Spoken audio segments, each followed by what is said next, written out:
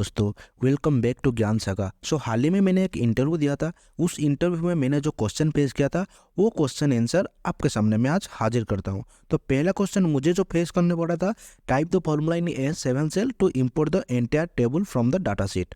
तो here a data sheet is given like here is some data agent account type of one Y. ठीक है, तो मैंने इसको कैसे सॉल्व किया था, है ना। तो चलिए आपको दिखाता हूँ। तो मैंने ऑलरेडी आपको सिखा चुका हूँ क्वारी फंक्शन, राइट। तो अगर क्वारी फंक्शन आप नहीं सीखे हैं, पहले वीडियो में मेरा सीख सकते हैं। तो मैंने इज इक्वल टू देकर सिंपल टाइप किया क्वारी फंक्शन। ठीक है, तो चलिए हम यूज़ करते हैं क्वारी फंक्शन। एंड क्वारी फंक्शन के बाद मैं डाटा को सिलेक्ट किया, तो वो डाटा को पहले सिलेक्ट कर लो। A to G मैंने सिलेक्ट कर लिया, फिर कॉमा, फिर उसके बाद डबल इन्वर्टेड पे सिलेक्ट स्टार कर दो। स्टार करके बस एंटर कर दो। वो अपना जो भी डाटा इधर है इस पर आपका सारा इंपोर्ट हो जाएगा। तो मैंने ऐसे करके ये क्वेश्चन को सॉल्व किया था। ठीक है, तो आप क्वारी पे भी सॉल्व कर सकते हो या फिर फिल्टर फंक्शन में भी सॉल्व कर सकते हो। चलिए मिलते हैं क्वेश्चन नंबर 2 पे। तो क्वेश्चन नंबर 2 दिया है, type the formula in K8 cell to extract all the fields from the data sheet by account type should be CD and branch should be west side. तो मुझे इधर कुछ criteria दिया है, अकाउंट टाइप CD होना चाहिए and branch होना चाहिए मेरा वेस्ट साइड। तो सारा डाटा इधर में लाऊंगा। तो मैं कैसे लाऊंगा, तो क्वारी पे भी ला सकते हैं आप। तो मैंने इस पे यूज़ किया था फिल्टर फंक्शन। तो फिल्टर फंक्शन का मैंने एक वीडियो ऑलरेडी बना चुका हूँ। तो मैंने यूज़ किया filter function is equal to filter. Then मैंने क्या किया ना, डाटा सेट पे जाके सारा डाटा को सिलेक्ट कर लिया। ठीक है, तो मैंने सारा डाटा को सिलेक्ट कर ली, कॉमा। देन उसके बाद मुझे अकाउंट टाइप CD होना चाहिए। तो अकाउंट टाइप मेरा B कॉलम पे है, तो मैंने सिलेक्ट किया B कॉलम। ये मेरा कंडीशन का क्राइटेरिया है। B column is equal to मैंने किसको दे दिया, रेफरेंस मैंने दे दिया अकाउंट टाइप CD को। आप इधर रेफरेंस दे सकते हैं या फिर ऐसे डबल इन्वर्टेड कॉमा पे लिख सकते हैं CD। ठीक है, तो ऐसे मैनुअल लिखने से बेहतर है कि आप रेफरेंस ही दे दो, क्योंकि उधर तो क्राइटेरिया दिया है एक टेबल पे। ठीक है, मैंने दे दिया। फिर उसके बाद कॉमा एंड कंडीशन 2 जो है मेरा, वो ब्रांच होना चाहिए वेस्ट साइड। तो मैंने डाटा पे गया, डाटा पे जाके ब्रांच को कॉलम को सिलेक्ट किया इज इक्वल टू, देन मैंने सिलेक्ट कर लिया वेस्ट साइड, इसका रेफरेंस दे दिया। तो ब्रैकेट क्लोज करके एंटर किया। देखिए मेरा जो भी रिक्वायर्ड आउटपुट था वो मेरा आ गया। अकाउंट टाइप CD, देखिए अकाउंट सारा जो CD है। ठीक है, ये देखिए, एंड मेरा ब्रांच जो है सारा वेस्ट साइड है। ठीक है, तो ऐसे करके मैंने ये क्वेश्चन सॉल्व किया था। तो चलिए क्वेश्चन नंबर 3। तो क्वेश्चन नंबर 3 जो मेरे को हिट हुआ था कि भाई ये मुझे लॉजिकल कंडीशन पे ऊपर एक क्वेश्चन था, जो कि इफ़ कंडीशन द्वारा ये हम परफॉर्म करेंगे। क्या परफॉर्म करेंगे ना, देखिए इसमें मुझे कुछ स्टूडेंट का मार्क दिया है ना। एंड वो कुछ कंडीशन दिया है कि भाई ये कंडीशन के हिसाब से तो उसको फेल कर, 33 के नीचे जो भी स्टूडेंट है, 33 से 45 पे जो है उनको पास कर दे। 45 से 60 के बीच में जो है उनको सेकंड क्लास देना है। 60 से 75 के ऊपर जो है उसको मुझे फर्स्ट क्लास देना है। एंड 75 के 100 के बीच में जो है उनको मुझे एक्सीलेंट देना है। ठीक है, एंड उसके हिसाब से मुझे कलर भी चूज करना है। जो फेल है उसको रेड कलर करना है, जो पास है उनको ग्रीन कलर करना है। तो वैसे करके कुछ कलर कोडिंग भी मुझे परफॉर्म करना था। तो मैंने सिंपल क्या यूज़ किया ना, इफ कंडीशन। तो चलिए ये क्वेश्चन को सॉल्व करते हैं। तो इज इक्वल टू मैंने लगाया इफ फार्मूला। देन मुझे ये लॉजिकल एक्सप्रेशन पहले मांगता है। तो लॉजिकल एक्सप्रेशन में मैं क्या देता हूँ ना, पहले A2 कॉलम पर रेफरेंस दिया। अगर A2 कॉलम मेरा लेस देन हुआ किसे, 33, तो नीचे 33 हुआ तो मेरा हो जाए फेल। ठीक है, तो ये मेरा फेल हो गया। फिर उसके बाद मैंने क्या किया ना, एंड लगाया। मैंने इधर जो इफ कंडीशन है उसको मैंने एंड क्लोज नहीं किया, तो मैंने इफ लगाया। फिर उसके बाद मैं परफॉर्म किया एंड फंक्शन। ठीक है, तो मैंने एंड फंक्शन यूज़ किया। एंड फंक्शन यूज़ करने के बाद, इसीलिए मैं एंड फंक्शन यूज़ किया क्योंकि भाई मेरे को इधर ना दो कंडीशन को परफॉर्म करना था। ठीक है, दो लॉजिकल एक्सप्रेशन को। ठीक है, तो इसीलिए एंड फंक्शन यूज़ किया। तो मैंने एंड लगाया। एंड लगाने के बाद जो लॉजिकल फंक्शन है मैंने दे दिया A2 मेरा greater than is equal to अगर 33 and A2 less than is equal 45, मुझे ये परफॉर्म करना है, राइट। तो चलिए इसको परफॉर्म करते हैं in formula. A2 greater than is equal to 33, comma A2 less than 45। ठीक है, तो ब्रैकेट क्लोज किया, फिर कॉमा दिया। अगर ये वैल्यू भाई मेरा ट्रू है तो मुझे क्या कर दे ना, इसको पास कर दे। ठीक है, ये पास हो गया। फिर कॉमा दिया, फिर मैं इसको क्लोज नहीं किया। फिर मैंने क्या किया ना, इधर एक और ई वैल्यू पास किया। तो ई फंक्शन फिर मैंने पास किया। ई फंक्शन पास करने के बाद फिर मैं क्या किया, फिर एंड फंक्शन चला। एंड फंक्शन में इसीलिए चला रहा हूँ क्योंकि मेरा दो दो कंडीशन को एक लॉजिकल एक्सप्रेशन में लाना है। तो एंड चलाया, फिर मैं दे दिया A2 अगर ये मेरा 60 से ज़्यादा है तो A2 greater than is equal to से, हाँ greater than is equal to 45, sorry 60 नहीं 45, and A2 less then 60, comma ये अगर होगा तो मुझे दे दे भाई सेकंड। ठीक है, फिर कॉमा, फिर मैंने इसको क्लोज नहीं करूँगा, फिर मैं इफ फंक्शन लगाता रहूँगा जब तक मेरा कंडीशन ख़त्म ना हो जाए। ठीक है, फिर मैंने चलाया इफ फंक्शन, तो फिर मैंने एंड यूज़ किया। एंड ऑपरेटर यूज़ करने के बाद फिर मैंने दिया भाई A2 अगर ये greater than is equal to 60 हो एंड लेस देन 75 हो, comma A2 less then 75, then मुझे क्या दे दे ना, फास्ट दे दे। ठीक है, मुझे फास्ट दे दिया। एंड देन मैंने उसके बाद क्या किया, फिर मैंने चलाया इफ फंक्शन एंड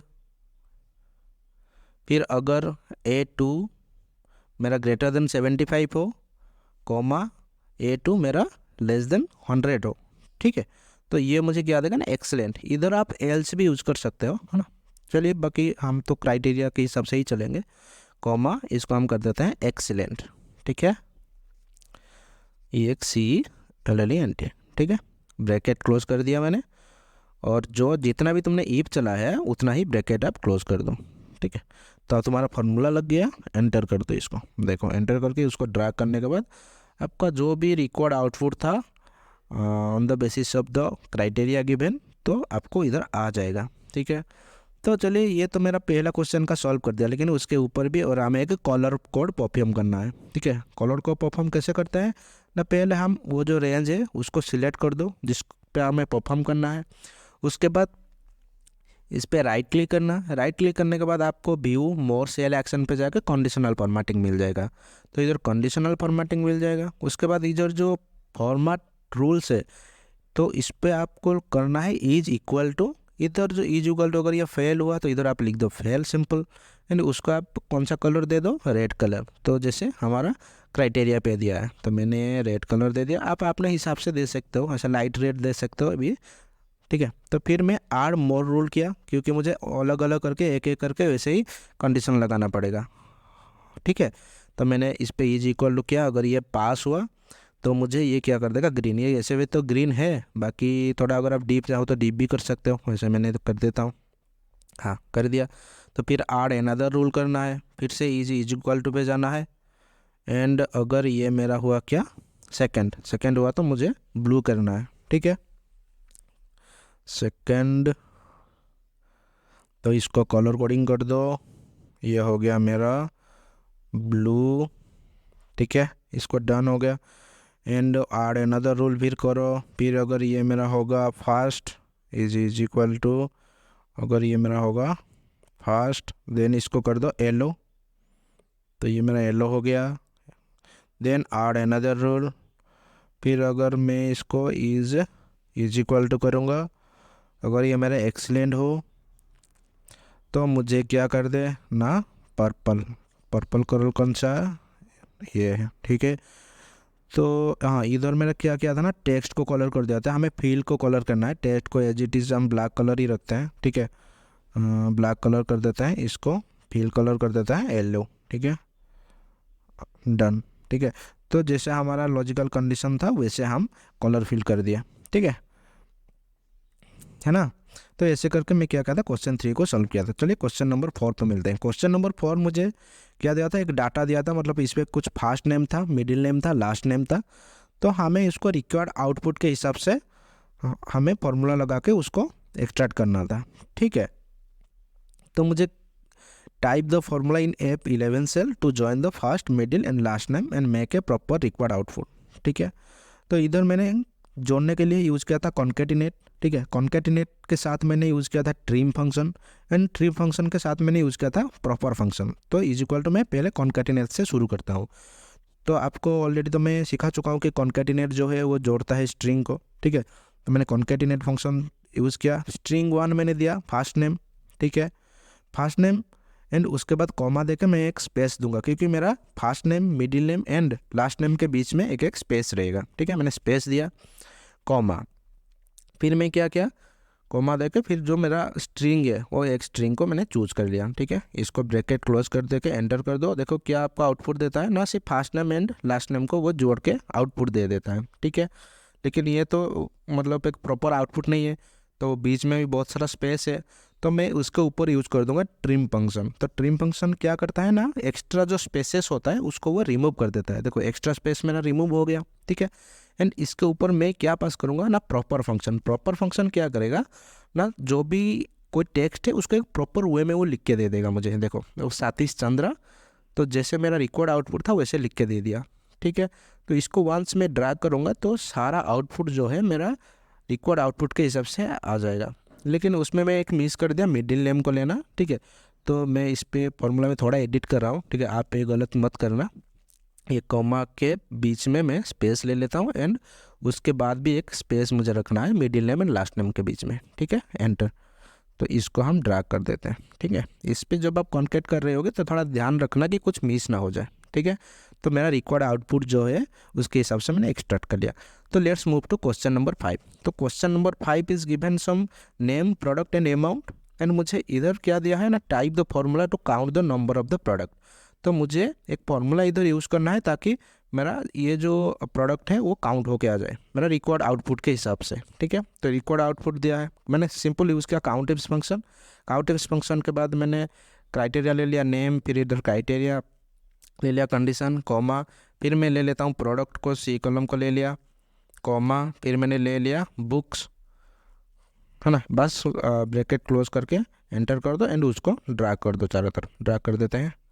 ड्रैग हो गया, सी एंड टोटल हम इसमें सम फार्मूला लगा देते हैं, सम ऑफ, एंड उसको ड्रैग कर दो। ठीक है, हाँ, और इसको एक टेबल फॉर्मेट में कर दो, क्योंकि रिक्वायर्ड आउटपुट जो दिया है वो भी एक टेबल फॉर्मेट में दिया है। इसके अलाइनमेंट वगैरह भी आपको ठीक कर देना। ठीक है, देखो 66622। ठीक है, जैसे हमारा रिक्वायर्ड आउटपुट है एज इट इज़ हमारा आ गया बाय यूजिंग काउंटिव्स। तो चलिए मूव बताएं क्वेश्चन नंबर 6। क्वेश्चन नंबर 6 जो है, how many account type each agent is opening by using pivot table for the data source refer to data sheet. तो data sheets को हम रेफर करके ये रिक्वायर्ड आउटपुट के हिसाब से हमें आउटपुट देना है। जैसे कि आप देख पा रहे होंगे कि एजेंट कॉलम मेरा रो पे है, मतलब हाँ रो पे है, एंड अकाउंट टाइप मेरा कॉलम पे है ना। तो ऐसे हम पिवट टेबल लगाएंगे।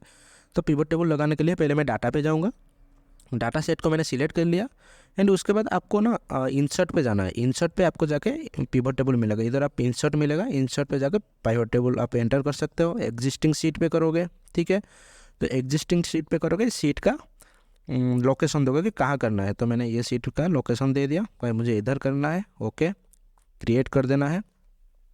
फिर उसके बाद रो पे मुझे क्या ऐड करना है, एजेंट।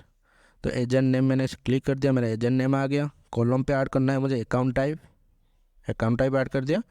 एंड वैल्यू पे क्या ऐड करना है, 33 दिया है इज एजेंट। ठीक है, वैल्यू पे मुझे ऐड करना है कस्टमर। ठीक है, कस्टमर अगर मैं वैल्यू पे ऐड कर दूंगा तो मुझे क्या होगा ना, इसका जो सम है तो मुझे इधर दिख जाएगा, ये देखो। ठीक है, आ गया, काउंट आ गया। तो इधर मेरा जैसे रिक्वायर्ड आउटपुट था वैसे रिक्वायर्ड आउटपुट मैंने इधर बाई यूजिंग पिवट टेबल मैंने उसको दे दिया। ठीक है, वैसे करके मैंने क्वेश्चन नंबर 6 भी सॉल्व कर दिया। ठीक है, देख पा रहे होंगे अब। ठीक है, okay cool. Then move to question number 7। Question number 7 मेरा क्या दिया है, देखो क्वेश्चन नंबर 6 का सीधा जो आउटपुट में मैंने दिया था पिवट में वो क्वेश्चन पे आ गया, देख रहे। तो ये रिक्वायर्ड आउटपुट मुझे दे दिया कुछ ऐसे करके टेबल पे by using V lookup and index formula use करके ही हमें ये रिक्वायर्ड आउटपुट ही यूज करना है। ठीक है, तो उससे मेरे क्वेश्चन में पहले ही आ गया कि भाई तुम्हें V lookup and index match he use करना है, बाकी कोई फार्मूला यूज़ नहीं कर सकते। ठीक है, तो ये क्वेश्चन को मैंने कैसे सॉल्व किया था, by using index match formula, क्योंकि आप तो पता है इंडेक्स मैच बहुत ही यूज़र फ्रेंडली है। तो इंडेक्स मैंने यूज़ किया एंड मैंने रेफरेंस उसी को दिया जहाँ से मेरा आउटपुट चाहिए। तो मैंने आउटपुट कॉल पूरा रेंज को मैंने सिलेक्ट कर लिया, कॉमा। देन उसके बाद रो पे मैंने यूज़ किया मैच फंक्शन। तो मैच फंक्शन पे मैं क्या किया ना, रो को मैंने फाइंड करूँगा। रो मेरा है अभिषेक कुमार, अभिषेक कुमार को फ्रीज किया, कॉमा।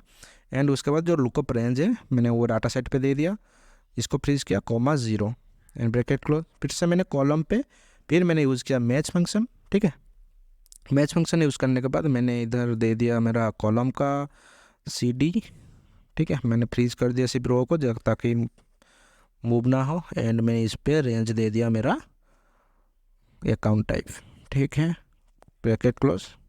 हाँ, इधर जो मैंने पहले रो को सिलेक्ट किया था ना, तो अभी 2 फ्रीज हो गया था, तो आपको सिर्फ कॉलम को फ्रीज करना है ताकि ये ड्रैग ना हो, है ना। तो इसको मैं क्या करता हूँ, चारों तरफ ड्रैग कर देता हूँ। ड्रैग हो गया। ये ग्रांड टोटल पे एन का है आ रहा है, इसको हम सम कर देते हैं, is equal to sum of this, and इसको ड्रैग कर दो। फाइन। तो ऐसे करके मैंने क्वेश्चन नंबर 7 को भी अटेम्प्ट कर दिया था। तो होप कि आपके ये वीडियो बहुत ही अच्छा लगा है ना। तो चलिए मैं आपके लिए और एक क्वेश्चन आंसर लेके आता हूँ इन नेक्स्ट वीडियो, ठीक है। तो आप अगर इससे बेहतर उपाय पता है आपको ये क्वेश्चन को सॉल्व करने के लिए, तो सॉल्व कीजिए। चलिए मिलते हैं नेक्स्ट वीडियो पे। Thank you.